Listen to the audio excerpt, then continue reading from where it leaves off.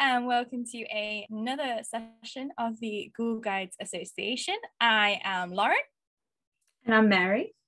And we are the Ghoul Guides, and we are very, very warm because there is a heat wave in the UK, and neither we nor our country are equipped to deal with the heat. So we're just two poor little academic goths, you know, literally melting in such the stereotypes. Such stereotypes. We're so warm. I mean, what a beautiful day to carry on talking about metal. Yeah, like perfect. Obviously stay away from metal because metal gets very hot in the sun. But yeah, if you want to stay cool today, and you know, maybe after listening to this, just go and listen to a metal album in the shade with lots of like water. But okay, so this is part 2 of our series exploring the Gothic history of heavy metal. Yay! So if you haven't watched part 1 yet, guitar solo here. yeah, I wish. So if you haven't watched part 1 yet, then you know, what are you waiting for? Go and watch it, because there's lots of Gothic facts. Or listen, yeah, there's lots of Gothic facts about metal, and they're, you know, really interesting, I think. And I think it's just a fun episode. We won't go over what we covered there, because obviously we've already covered it. But just to recap, part 1 delves into heavy metal's Gothic origins with Black Sabbath and Judas Priest, before turning to some of its Gothic developments in the 80s with British New Wave and glam metal. Yep. So again, just to recap, as we discovered, metal is shocking and transgressive. It encompasses a Gothic excess in its music, its lyrical content, and stage performances, while it also creates Gothic mythologies and characters. At times, it can be ominous and sinister, but it can also be fun and playful. And it often criticises the elite and the establishment, while it welcomes the weird, the camp, and social outcasts.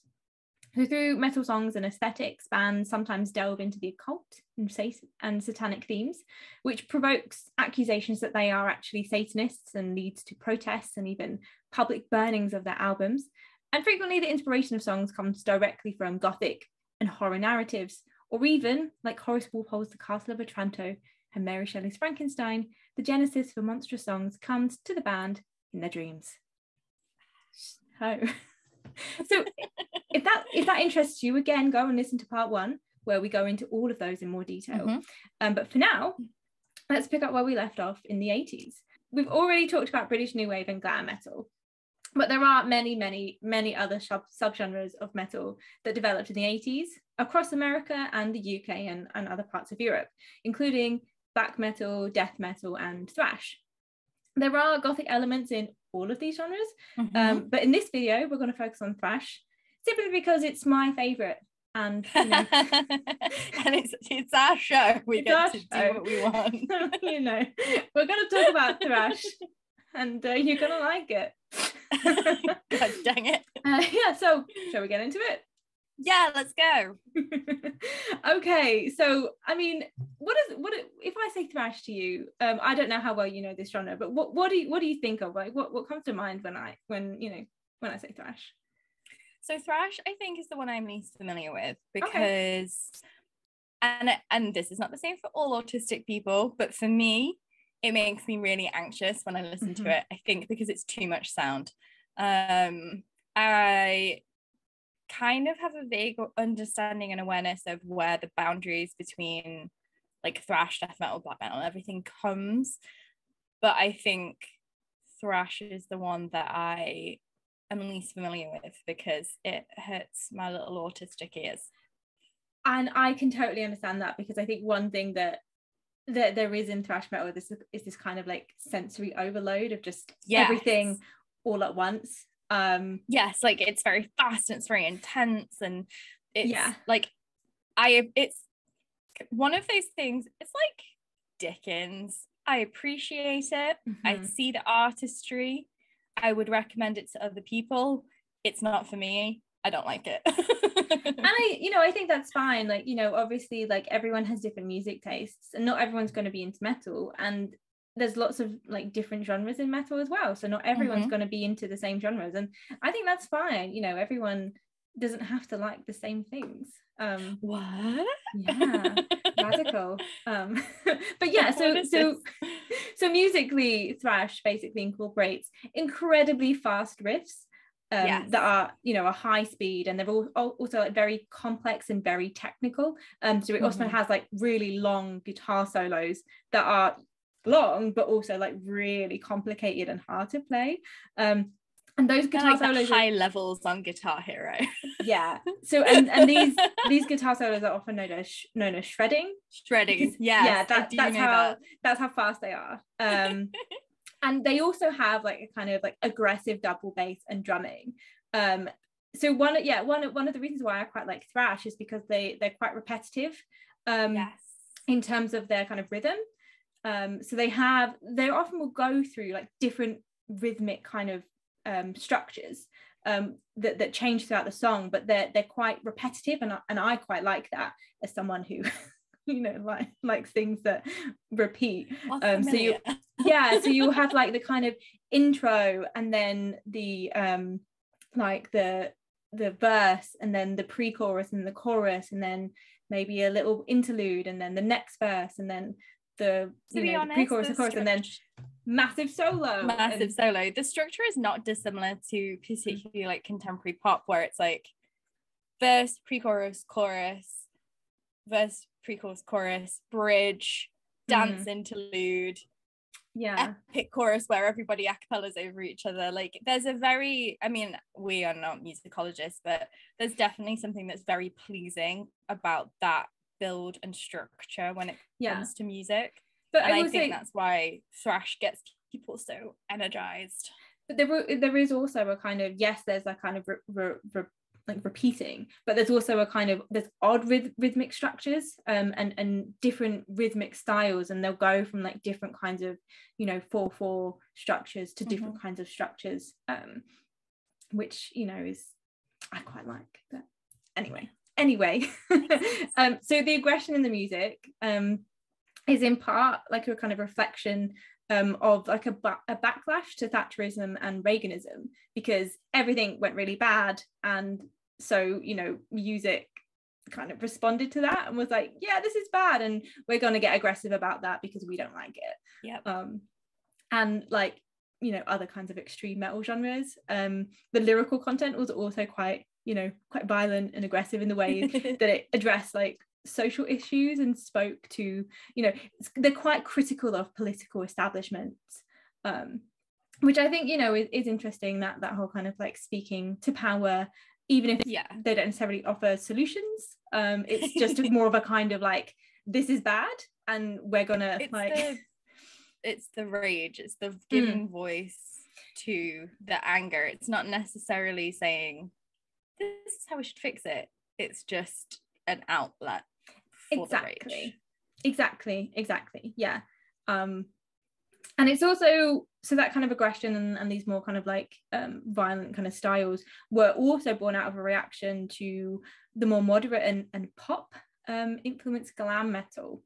So kind of, I guess, people looking at what I think is great in glam metal, but just being like, that's not for us, and we want to do something a bit different, that is less kind of like catchy hooks and more about a different type of performativity. Exactly. So yeah, there's less pop and Hairspray, but there's still like a lot Gothic excess in the aggression and the lyrical content, and they still often like draw on the occult and Gothic and horror narratives, and live performance of these bands were also quite you know, gothically spectacular. So in the 1980s there were 4 bands that basically dominated the thrash scene in America, and they were seen as pioneers. And to be honest, like these bands also still dominate discourse of thrash today. They're known as the Big Four. And I was actually lucky enough to be at Sonisphere, which was a metal festival that took place at Nebworth in the UK. I'm not sure if I think it maybe doesn't take place in the UK anymore, maybe it does, I don't know. Nebworth's pretty popular for that kind of thing, so I suspect that some people will be familiar with that, but it's an outdoor venue. But Sonisphere was a big metal festival, or heavy rock and metal festival, and in 2011 was the first time that all 4 of these bands appeared at the same stage, not the same time, but on the same stage in the same lineup in the UK, on the same schedule. Yeah, so it was a big thing, and I think obviously 2011 is a long time ago, but there's still a lot of Mary, don't say that.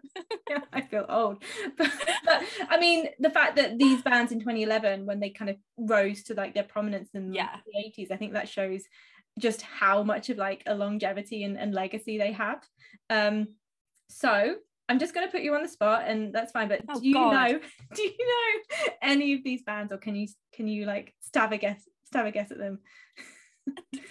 Metallica? Yes. Don't ask me for any more. This is the thing, when you say them I know I'm gonna know them, but the only one that is coming to mind is Metallica.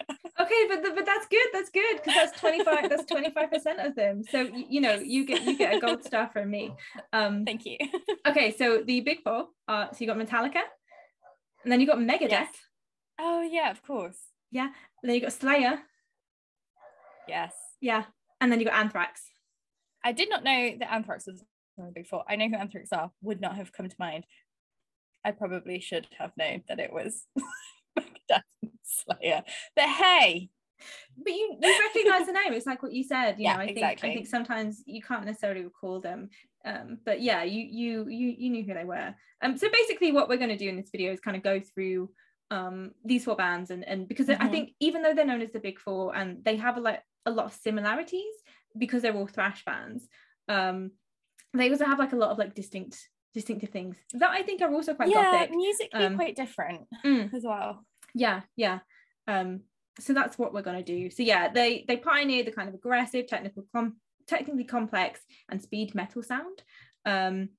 And they all also interestingly released albums in either 1986 or 1987 that basically brought these bands to the mainstream. So that's also what we're going to be focusing on, like the albums that they released in those 2 years, and how that kind of influenced their kind of sound and everything. And it basically, these albums cemented them as being at the vanguard of thrash. So for all of you Stranger Things fans, and especially Eddie stans who are discovering or perhaps rediscovering Metallica, why don't we start with Metallica? Yay, they're also the one that I know the best. Yes, yeah. And I also do want to add, that like there's no wrong time to like discover music or become like a fan of an artist or a band, like whatever genre you listen to, like.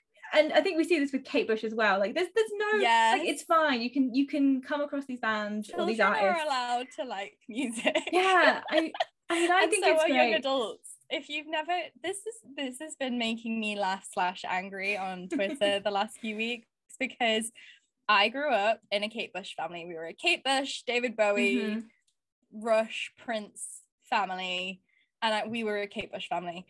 Like, but we weren't really a rock family. That was something I came to by myself. Like, I didn't find out about like the bands that I was really into until I was a teenager, because there was nobody to tell me about them, and the internet was very new. I will again insist that we're not old, but the internet was new on my desktop computer.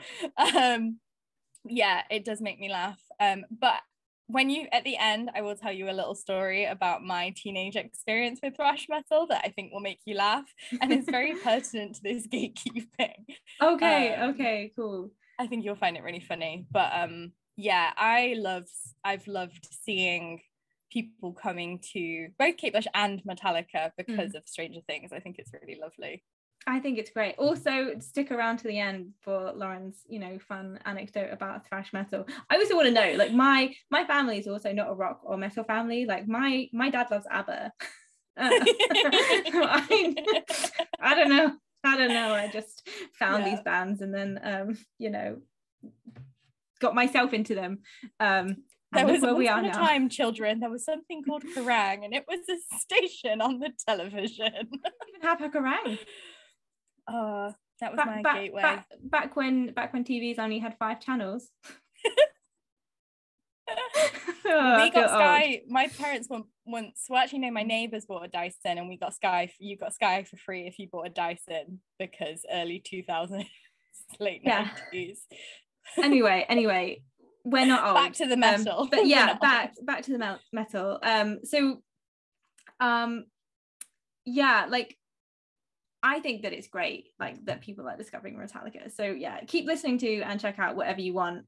And I think you know, gatekeeping is bad, whatever genre of music you listen to. So just don't do it. Just you know, hate is gonna hate, so you just live your best life. So let's talk about why Metallica are Gothic, and why you should absolutely check them out if Stranger Things and Eddie, you know, are not big enough endorsements. You know. So okay, Metallica were founded in 1981 in Los Angeles, but they didn't find commercial success until their third studio album, which was released in 1986. Do you know what album this was? No. Master of Puppets. Of course it was. Yeah. Which everybody had that patch on their jacket. Yeah. So, you know, fans of Stranger Things, this is where the single track Master of Puppets comes from.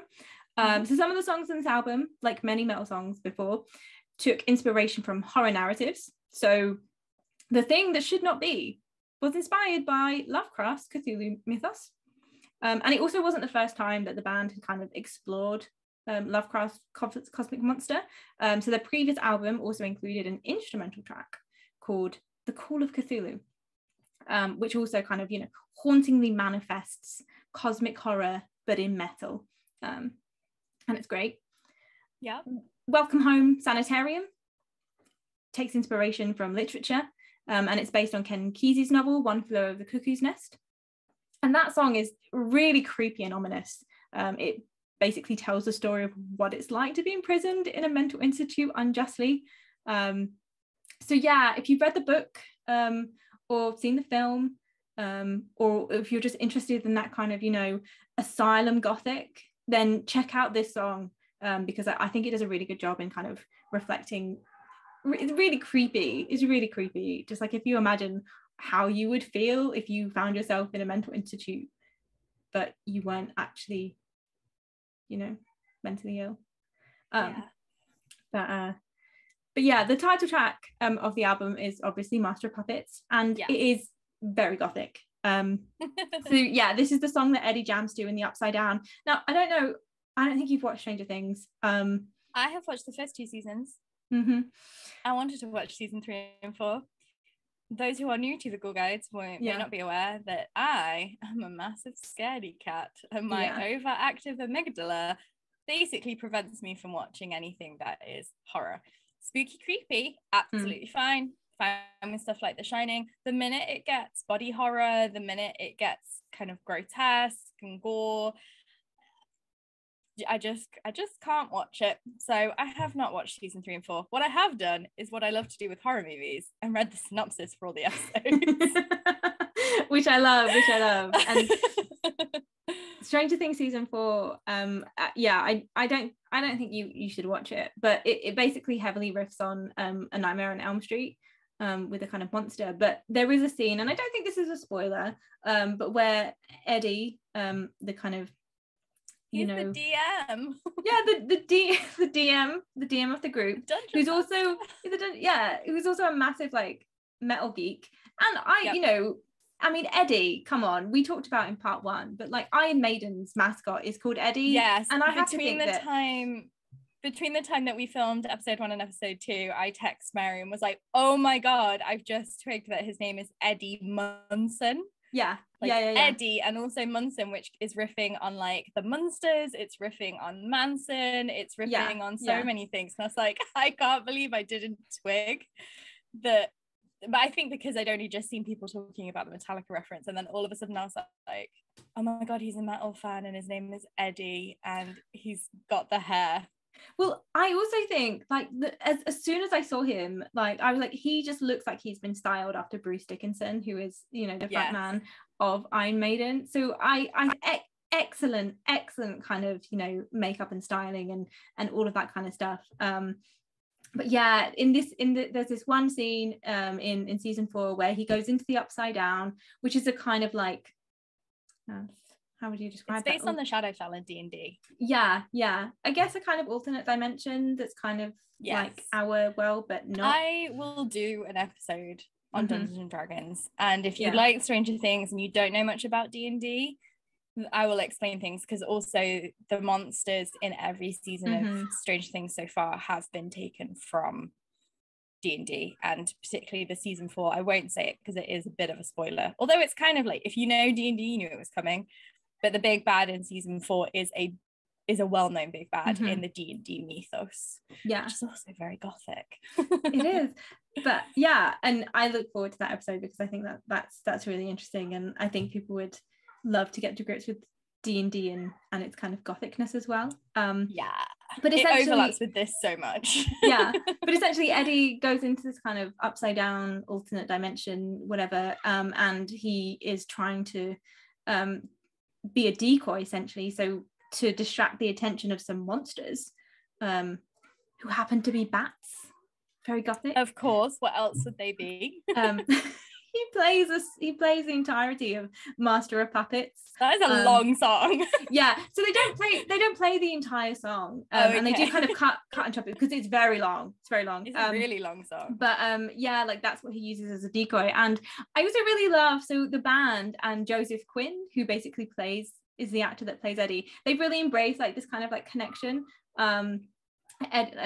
Joseph Quinn has put up videos of him like practicing the Master of Puppets solo and all that kind of stuff. And Metallica also released a video where they kind of did a play along where they played along to that scene.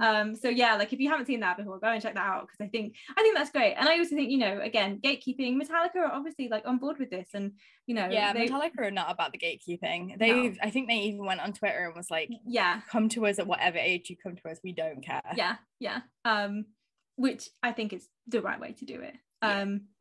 The song is about cocaine addiction, and musically it's also quite haunting and sinister, and the track actually fades out with like sinister laughter. And we were talking about like how long it is. It's 8 minutes and 36 seconds. Like it's for that gothic excess. It's very very self-indulgent. But yeah, like if you haven't listened to any Metallica songs before, then go and listen to this one in its entirety, because it is great, and it's definitely well worth listening to. There's several riffs in the song that are played with odd meters, which also like kind of adds to its kind of ominous and chaotic feeling, and that kind of sense of losing control. While the solo is like really fast and really technical. So fun fact, I used to be able to play all of Master of Puppets on the guitar apart from the solo. I think I mentioned last time about when I used to have guitar lessons, and a lot of, particularly, this will link to my story later, a lot of the guys used to want to learn Metallica songs so hard, and that was always the thing, like everyone would be able to play the whole thing apart from the shred, like they'd be like nah. It's very, very technically difficult. But it is hard. So no shade to anyone who can't play that. But it's also hard on Guitar Hero. Kudos to Joseph Quinn, because I think he does great. But yeah, so that's basically that album. Kind of very quick kind of tour of that album. But yeah, go and check out Master of Puppets. So since then, like Metallica has gone through some lineup changes. And in 1983, so this was before they recorded that album, Kirk Hammett joined. And why do I want to mention Kirk Hammett? Because he's a massive horror fan, and he actually started his own annual horror convention. So Kirk von Hammett's Fear Festival, and that's Fest Evil, as it's known, has since its inception included guests such as Sarah Karloff, who is the daughter of Boris Karloff, Bela G. Lugosi, the son of Bela Lugosi, prosthetics legend Tom Savini, and actors like Heather Langenkamp, who was Nancy in Nightmare on Elm Street, and Kane Hodder, who's Jason in Friday the 13th, as well as, many of Hammett's like other kind of horror enthusiasts in metal. So I just think that it's really great that you have this kind of like horror like lover and like fan who, or he performs at this festival, and I just think that it's great to kind of have that interlinking crossover, because I think in many ways like horror and metal and horror and gothic and metal and gothic, like they all kind of like feed into each other. That's a tight Venn diagram. I was like, oh, I can't do 3 circles. They're all sort of like the trends, like they follow a sort of like pattern, and you can see them constantly overlapping with each other. The intersection, that would be the academic word. Intersections between them. Exactly. So a lot of love for Kirk Hammett. I think he's great. He wasn't their first guitarist, and he actually replaced somebody called Dave Mustaine, who... Oh my god, I did not know that Dave Mustaine was in Metallica. Yes, who went on to found another band that is also part of the Big Four. So maybe you know this already, but like, can you guess which one? Is it Megadeth? It is Megadeth. It's Megadeth, isn't it? Yeah. I think I remembered that he was in another band, but I don't think I knew it was Metallica. But oh wow, did not know that. So that is my segue into Megadeth. Like other Big Four bands, like Metallica, Megadeth were pioneers in thrash, and they were making songs that were incredibly technical and fast-paced. Lyrically, their songs cover death, politics, religion, and the occult, as well as relationships, because that's fine. But there's also stick a little bit of love song or the human whatever connection, the opposite of love songs are. Breakup songs. But there's also another theme that often crops up in their songs that I think you would find interesting. Maybe not in a kind of listening. It is. Soldiers. So I do know this. Yeah. Not necessarily just about Megadeth, but I'm aware that there's this huge trend in, because I think Slayer do it as well, but there's a huge trend in metal for songs about the returned soldier, songs about like the wounded soldier, the ghosts of soldiers. But yes, there is a definite intersection, and it's kind of mostly because of it's kind of, these are people that were growing up during like Vietnam and Korea, but it's mostly to do with things like the Falklands and the Cold War, and also because that was creating a period of looking back to World War II and like the after effects of World War II. So it's a big thing that I will project, Mary. We can work together. I mean, we can, because then you wouldn't have to listen to the songs, you could just read the lyrics, and then I could just show you tell me the relevant stuff from like their music videos, like watch this but like muted. we could do this. We could totally do this. So basically on a very long bus journey home after being fired from Metallica and spurned by visions of revenge that he wanted to take on his now former bandmates, Dave Mustaine was brainstorming lyrics. As one does when one is in a state of vengeance and anger. Yeah, and can't go anywhere because you're stuck on a bus. Who hasn't been there? So one of the lyrics that he came up with was, "The arsenal of Megadeth can't be rid, no matter what the peace treaties come to." And Megadeth usually means 1 million human deaths, typically caused by a nuclear holocaust. And Dave Mustaine basically thought this word, great, I'll use this word for my band, it sounds cool, and it's also kind of what I want to do like with the band, but I'm gonna you made it sound like when you were like what he wants to do, he wants to like nuclear bomb people. Oh no, obviously like from a kind of position of being critical of this thing, he's not pro Megadeth, not pro Holocaust, not pro nuclear war, all of the absolutely. Let me just clarify that Megadeth are very anti-war. Like when I say that like war is a big theme in their songs, I mean like they're critical of it, they're not pro-war, which is like, I'm sure something we'll probably talk about in the next one, how it sometimes gets misinterpreted as not being anti-war. But yes, there's a strong war critical theme in all of this music. But he also decided to drop the A, so obviously there's an A in death, DEATH. He dropped the A just because, you know, Megadeth. Megadeth with no A, because, you know, like anything Gothic, like once you take or appropriate something, like you want to change it, make it yours, or just, you know, mess around with it. That's why there's so many different spellings of fairy. Exactly. So yeah, basically, you know, nuclear warfare and government conspiracies and war, again, from a critical perspective, feature on... It is the cold, you know, we are talking 80s. It is the Cold War. Feature on many of the albums. So again, let's get back to the album that we're going to focus on. So following their 1995 album Killing Is My Business ... and Business Is Good, in 1986, so again same year as Master of Puppets, Megadeth released their first major label album after they signed with Capitol Records. And the anti-war themes of this album are apparent from its title, which is Peace Sells ... but who's buying? Which I just think is really great. Although I am intrigued as to, like, they basically have this structure of like their album titles where they always have an ellipsis, which I'm just very curious about. But you know, yeah, maybe it's like a generational thing. I don't know. Yeah, or maybe something that they just like and have kept doing. Because this is definitely something that all us emo kids picked up on in the mid 2000s. There's a lot of very long, like truncated song titles. Yeah. But yeah, so the title track of this thrash album, that's now like a classic album, like thrash album, is Peace Sells, which is critical of the war and the government, and it basically asks, can you put a price on peace? So this song doesn't offer any solutions, and it has been criticized, you know, it's just a kind of liberal protest song, but like I think it basically, what it's doing is it's encompassing a general anger at political systems, and the kind of inaction and this kind of, you know, everything from war to what governments are doing.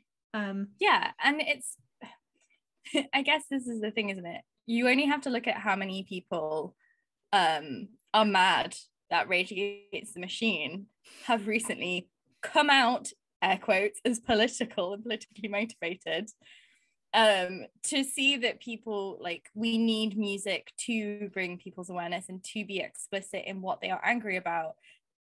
They can then, and you know, this is the 80s, there's no social media, you can't share links to places where you can learn more. Like, there is an element of, you have to take the suffragette approach. You've got to set the house on fire to make people listen to you. My favorite genre, not that I condone violence. My favorite genre of metal fans that aren't really metal fans are Rage Against the Machine fans who every year discover that the band that they love is actually really political, and I'm like, what do you think the machine was? What machine they're raging they were talking about? Like the printer, like the coffee machine, the man at the crops. They're raging against systems and governments and, you know, the status quo and everything. Just shout out to their you know, recent shows where they basically you know, highlighted the mortality rate, the maternity mortality rate of Black women in America, which I think is really important, especially in light of you know, the overturning of Roe versus Wade. But yeah, they've always been political, and they've always championed I think, you know, really important causes. So shout out to Rage. But yeah, like I think it's exactly what you say. Like I don't mind that music gets political, and if it's political in a way that I don't like, then I won't listen to it.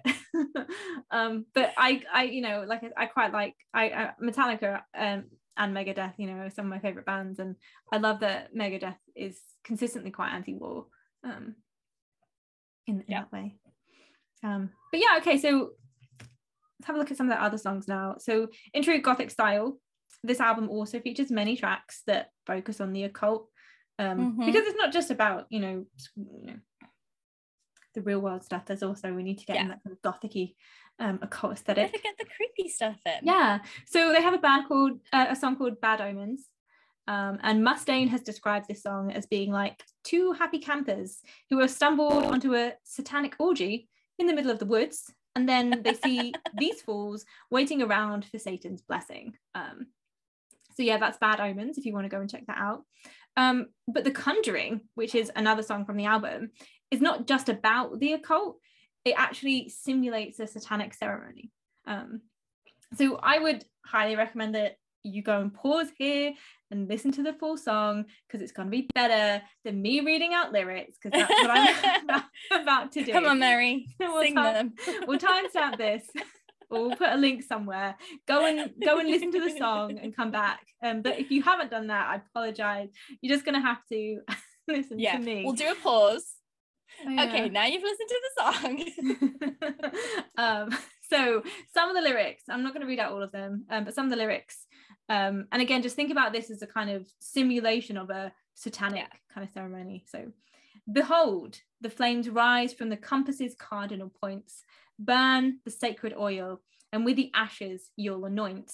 Arrange the symbols of the wizard and magician, light the candles, place the parchment paper in position.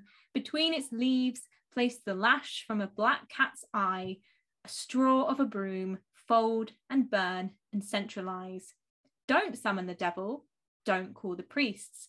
If you need the strength, then conjure me. I am the devil's advocate, a salesman, if you will. You know my name, you know my name.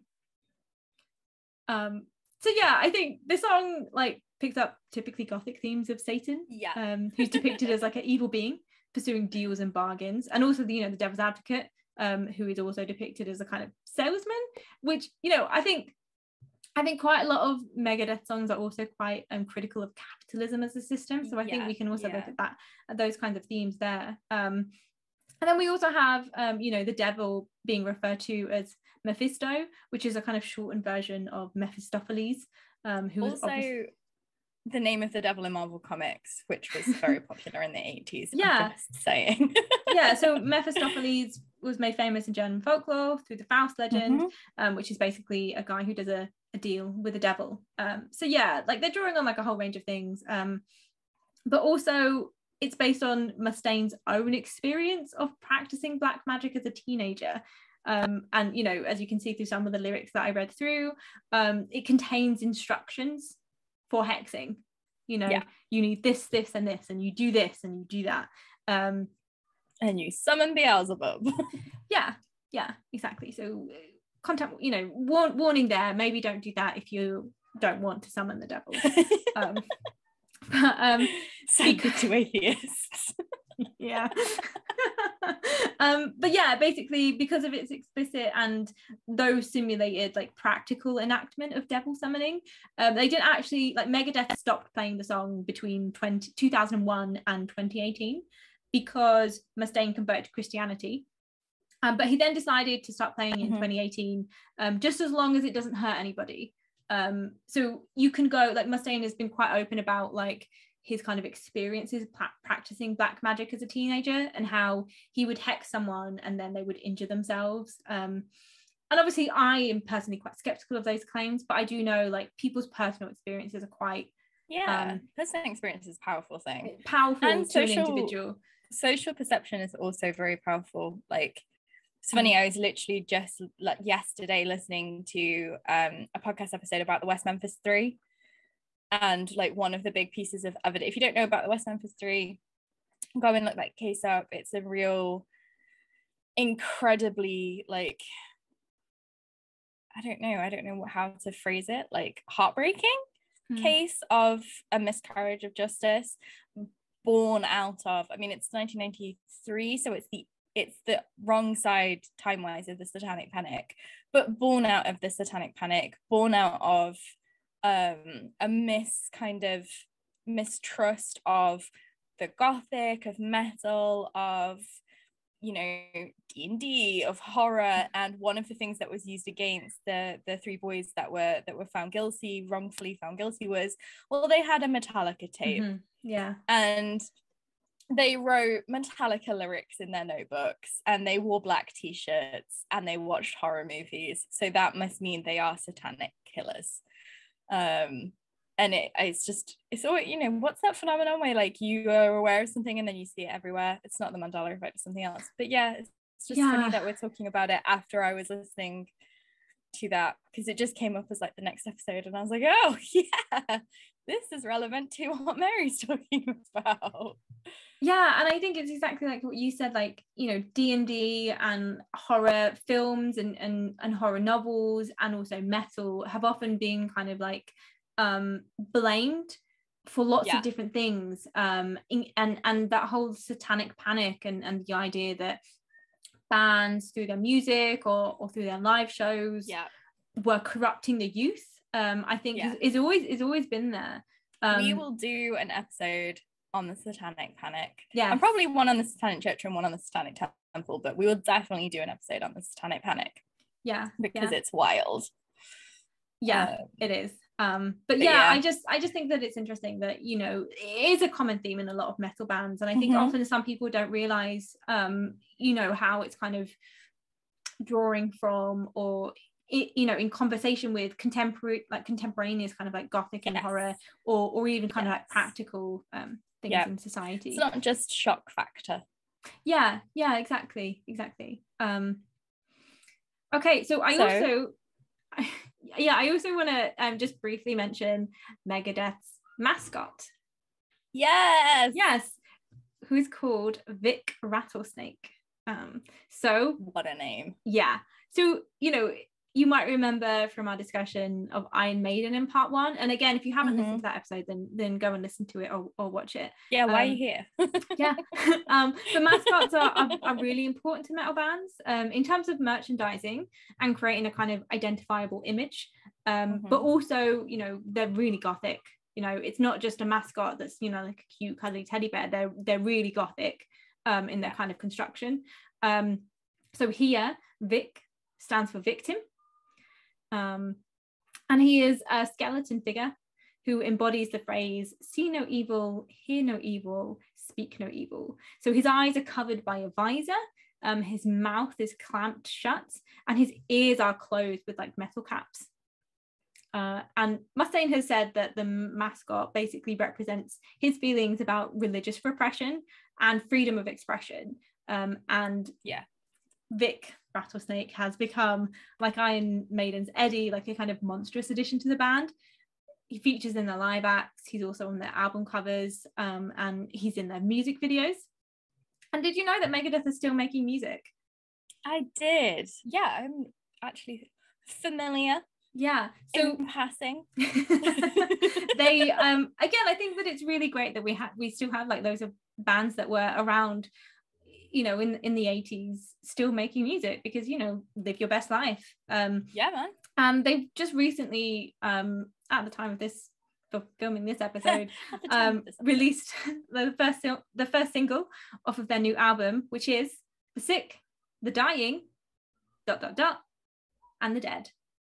I wonder what that could have been inspired by in this, the year of our Lord 2022. It's a mystery. I guess we'll never know. We'll never know. But that album is due to be released later on this year, and I'm quite looking forward to that. But this video basically features Vic Rattlesnake as the protagonist, and along with 2 more tracks, so we are told, it basically promises to chronicle the origins of Vic Rattlesnake. So this first single, We'll Be Back, Chapter 1, is essentially a soldier's tale of bravery, sacrifice, and the will to survive. In case you're wondering why Mary keeps telling me about soldiers, and you're not familiar with this, my research is all about representations of war and soldiers in the Gothic from its inception to today. I'm not just like weird. I mean, I am weirdly obsessed with it, but because it's my profession, I'm professionally obsessed, and that makes it fine. I think but I think Vic Rattlesnake is really great as a mascot, and I think that interesting as well that like you have that visual representation that's making it explicit. It's much harder to miss. I mean, everything should be open to interpretation, it's art, but we do see the dangers of when particular groups misinterpret or misunderstand a certain movement or music or art or whatever it may be. And I do think having that visual of such a Gothic horror inspired figure being connected to these ideas, particularly like anti-war, because I, don't know if you all forgot, Russia is currently bombing Ukraine illegally. Please don't assassinate me, Putin. So it's, it's still really pertinent, still really important. So the fact that they're continuing to use that platform. We also have places like Yemen, yes, and lots of places in in the Middle East that actually, like, it's the UK and it's America or it's other kinds of countries. Not, I think we care when white people die, Mary. With the Western powers.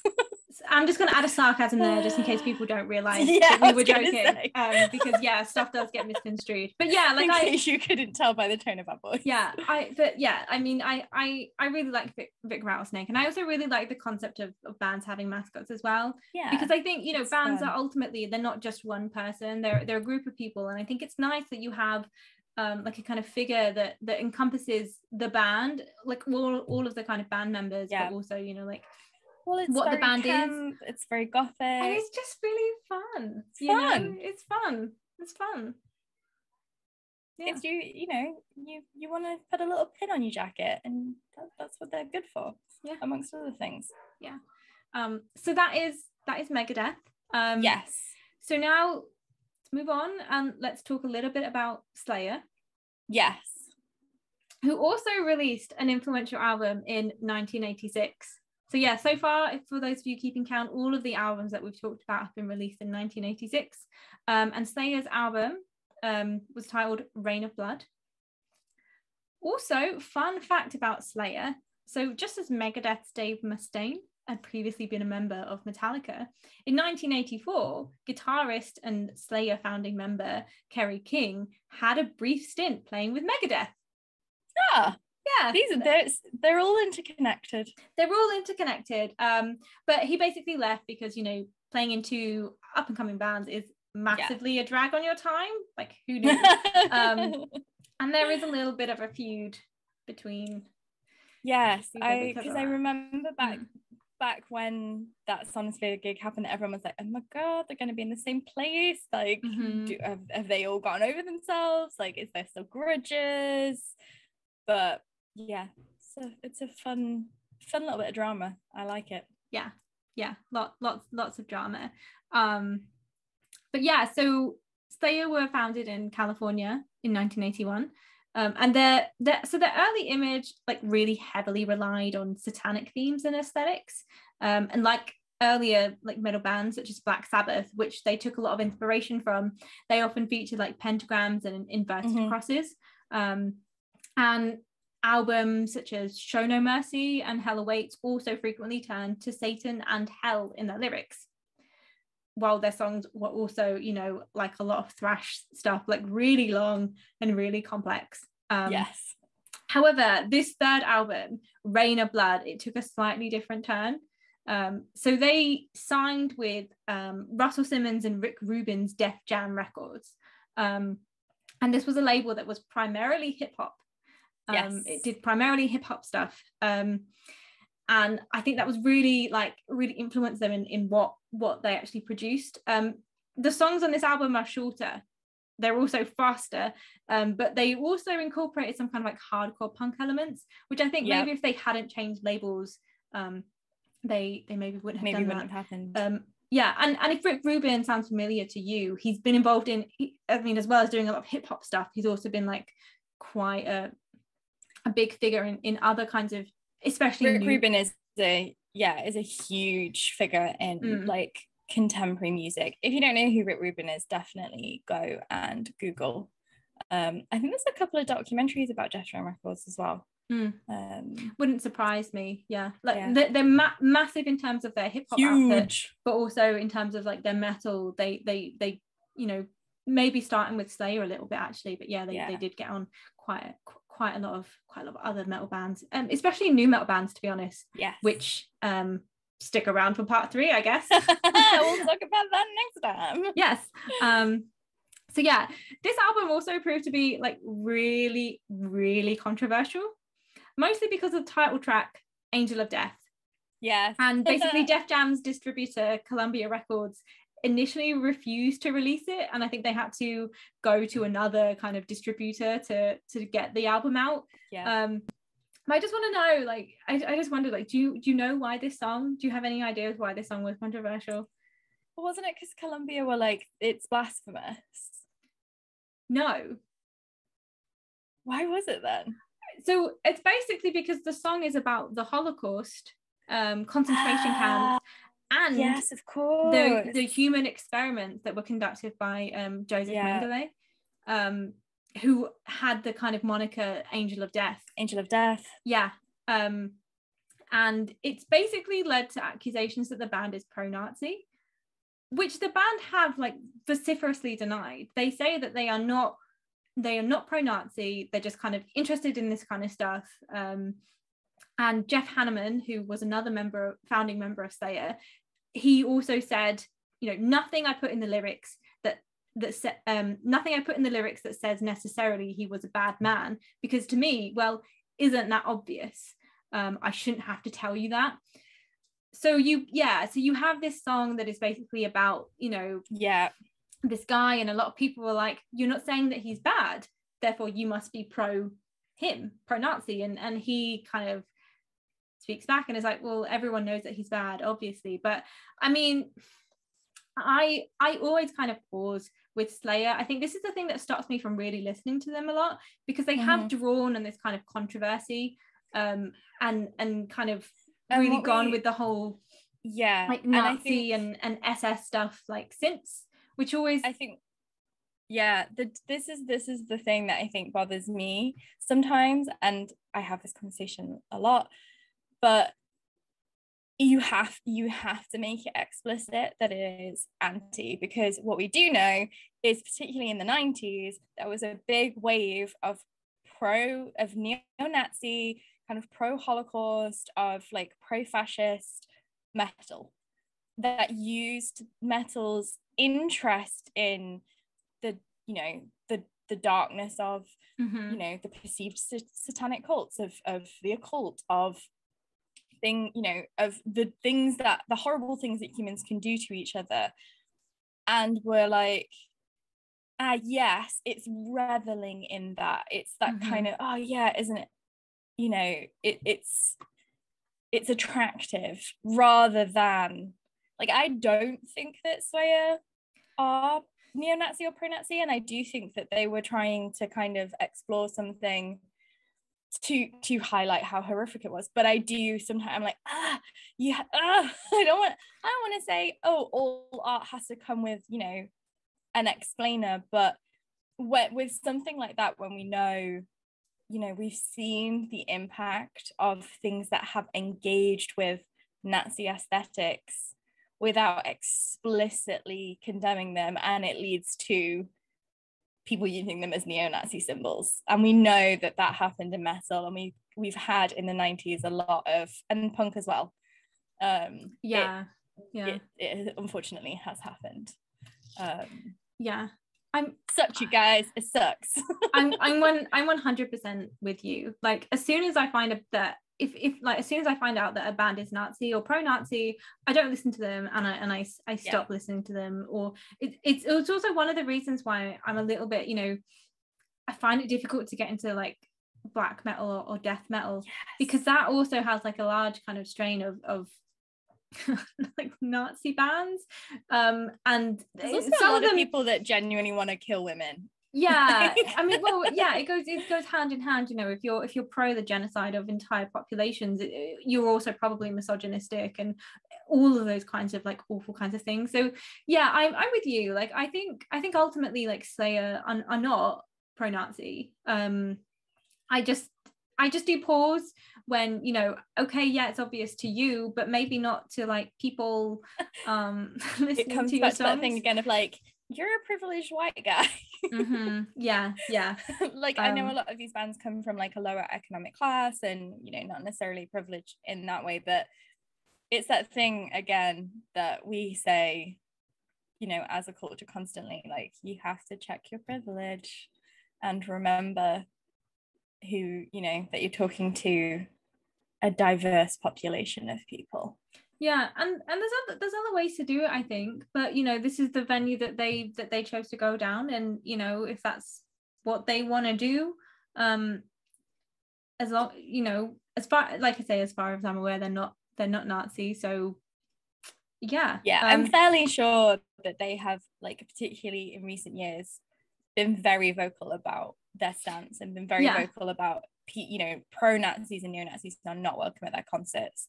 And I'm fairly sure they have quite strict rules about, like, if you're seen wearing any, like, any symbols or any regalia, like, you're out the door.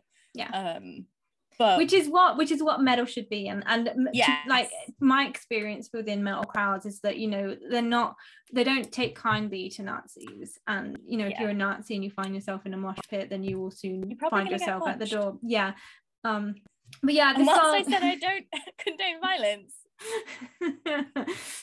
I'm shrugging for the people listening. If you're a Nazi, probably gonna get punched, and I'm not gonna be mad about it.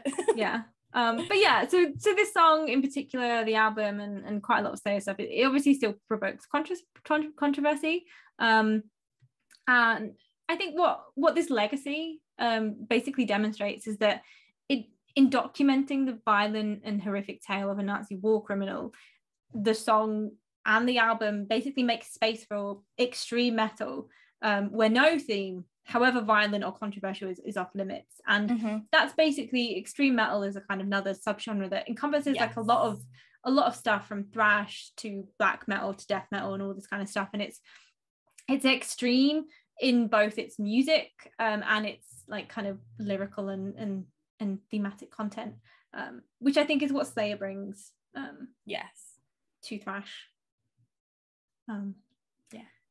But so what about Anthrax?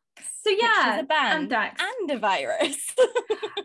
Okay, yeah. So yeah, the Anthrax is the last band that makes up the Big Four, and I was going to ask you, can you guess where they got their name from? But you basically, from specifically the Anthrax, like, so there was a series in the US of like anthrax mail, wasn't there? And it was like a terror like crime, and I've always assumed it's from that specific event, but I don't know if the timelines match up.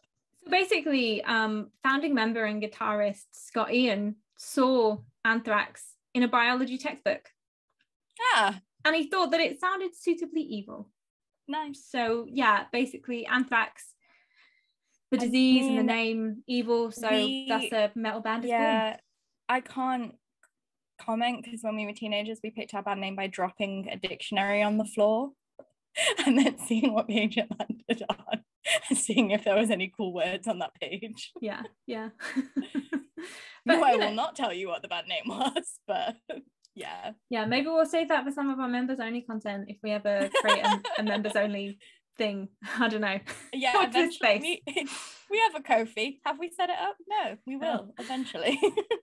But okay, so Anthrax's third studio album, which is called Among the Living, was released in 1987.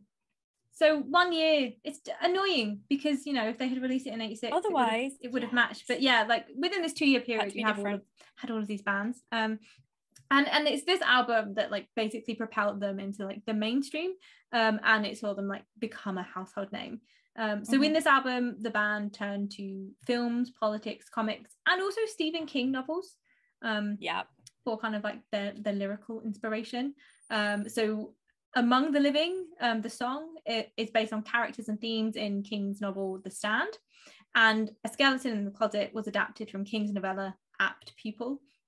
So I think that it's interesting that, you know, we have this again, like Metallica did, this kind of drawing on fiction and specifically kind of horror fiction. And also like what's different with Anthrax is that whereas like quite a lot of other thrash bands, their songs were quite dark, quite ominous, quite serious. Anthrax also mixed in humor, but they also still like focus on like real life like horrors. So they have a song called Indians, which is a song that basically highlights the plight of Native American people who are forced to live on reservations. And their song One World addresses the risk of nuclear holocaust. But yeah, they mix into their songs a kind of, you know, humor, and also a little bit of hip hop and rap. So this is a kind of, I knew we were getting to the end. Like, yeah, but this is the point. This is the point, and this is what I think Anthrax really bring to metal as a whole, not just thrash. I mean, I think what I really like about metal is it's always like innovative and changing and mixing in different stuff. And I think that like this is basically like a really, really key influencer for like another metal subgenre. So Lauren, the turning point comes. Yeah. you know which genre this is. I do. Yeah. So I do. I'm a child of the 90s. Yeah. So in the 90s, new metal is born, which also, like Anthrax draws on a lot of like hip hop and new metal. But Anthrax was, I think, the first metal band to use blast beats, which I just think is really interesting. But yeah, this is a very quick tour about Anthrax, because I spent so much time on Metallica and Megadeth and was like, oh no, I think I need to make sure that we fit this in one episode. You have your favourites and that's fine. No one's judging you. And if they are judging you, make your own show. I really like Anthrax. And I mean, stick around for part 3, which will be coming, I don't know when, but soon. And soon. We will delve into new metal, which is another one of my favourite metal genres. But to sum up thrash metal and why I think it's gothic, thrash metal is basically incredibly violent and aggressive, and it continues to incorporate occult and satanic themes alongside social issues and criticisms of war and the social elite. Horror and gothic narratives are still used as inspiration for song lyrics, as are the actual practices of magic, and also real life horrors. Pushing music to the extreme, whether that be technically and speed, or the kind of lyrical content of songs. Everything horrific is open up to being explored, while monstrous mascots, a boundary push in the gothic. Exactly. While monstrous mascots continue to play a part in the theatrics of live shows. So that has been our gothic tour of thrash metal through the big 4. Let us know if you have any other favourite thrash metal bands, or if you have any favorites from the big 4. And like I say, the part 3, we will be delving into new metal, which is very different. Yes. Very different. So if you want to switch off now that you've heard Mary give her good researched academic, feel free. I'm going to tell you my embarrassing cringe story from when I was 17.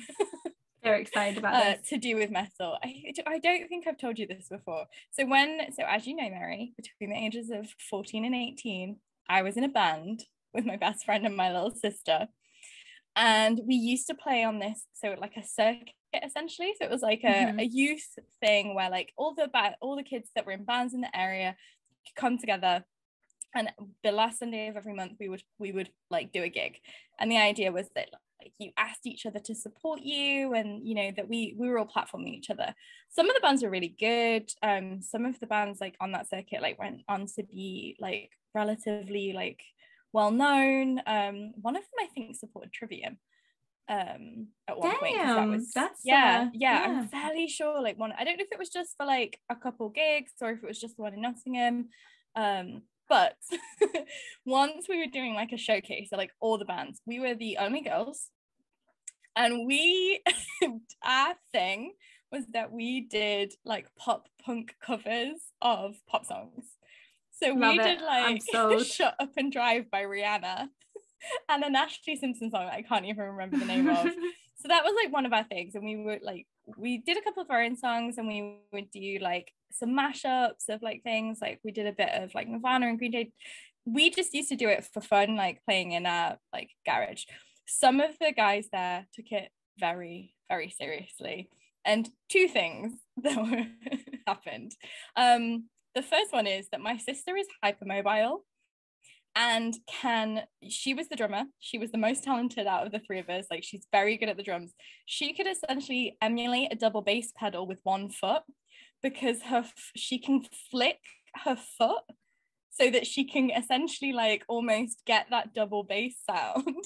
And it used to make the boys, like a lot of these boys had these big excessive drum kits, like double bass, and my little sister, who at this point hadn't had a growth spurt, so was still shorter than me.